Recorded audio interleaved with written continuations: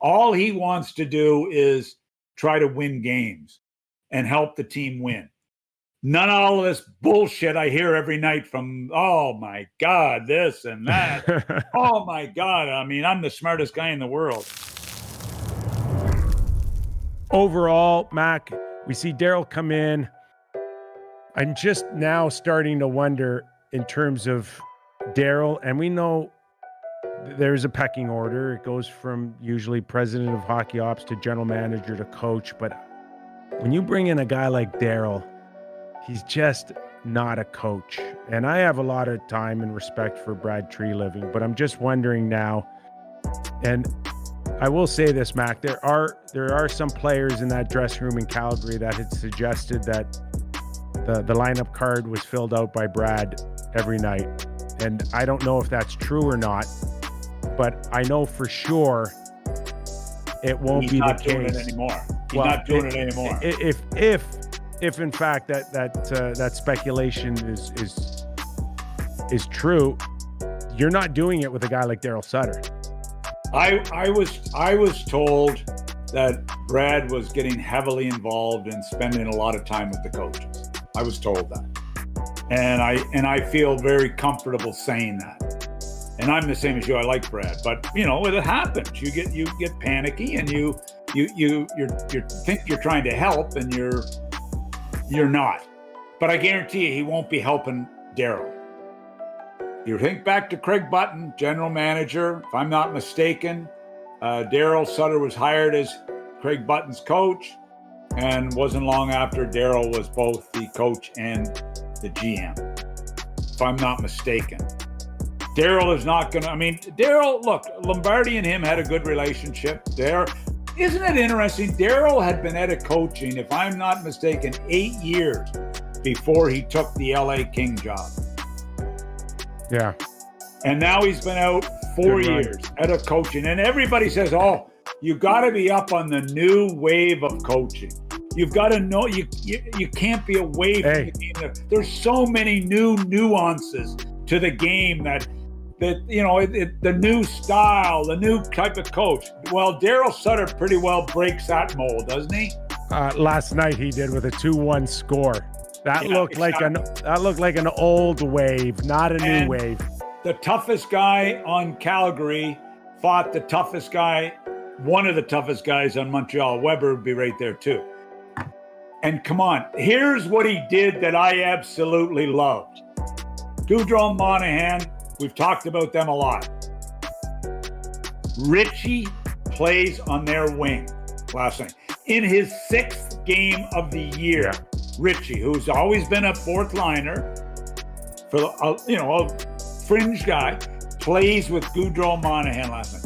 Is that maybe sending them a message? Subtle message? Those two guys will be and are his biggest challenge. Yeah, and let's not forget, Bennett plays on the 4th line, and they end up with who's it? Ryan and Derek Ryan and Levo. And they scored 2 of the goals. Levo scores 2 goals. Here's a guy that cannot break into the Treliving and Josh and Jeff Ward inner circle. And now this is the beauty of sometimes as a player, and you whatever you do, you can't do anything right with a certain coach, and then boom, Josh Levo gets a new lease on life. And what did they say? What did Josh Levo say in the postgame? He said, first of all, Darryl Sutter in his postgame said, if you're going to win in this league, you've got to play 4 lines. Josh Levo said, the coach has respect for our 4th line, for our line. Yeah. They were difference makers last night. So Darryl Sutter comes in and makes Darryl Sutter said this in his postgame. I don't think we made one mistake. A couple of little turnovers, which we have to address, but we hardly made a mistake last night. When have you heard a coach say that about the Calgary Flames in a long time? That we hardly made a mistake in the game. Interesting. And that's the way Calgary's going to have to kind of buy into Darryl Sutter hockey right there.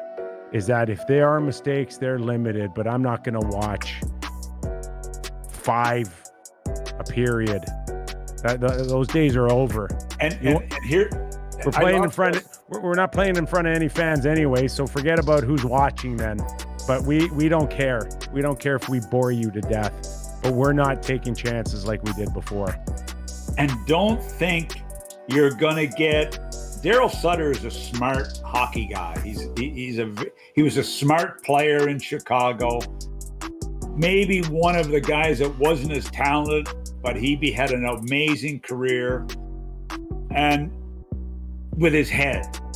And he's not a bullshitter behind the bench. He's not a guy that likes to go into the press conferences and sound really smart. All he wants to do is try to win games and help the team win. None of all of this bullshit I hear every night from, oh my God, this and that. Oh my God, I mean, I'm the smartest guy in the world. Anyway. Well, listen, Calgary's on the outside looking in right now. They're chasing the Montreal Canadiens. That was a big win. Now, how long does it last? We'll see. We'll see. We'll see, because this team is not really used to being pushed. Bill Peters pushed them, and they hated him. And eventually they lucked out, and he got pushed out. But I don't know that this group really relishes being pushed, but they better get used to it.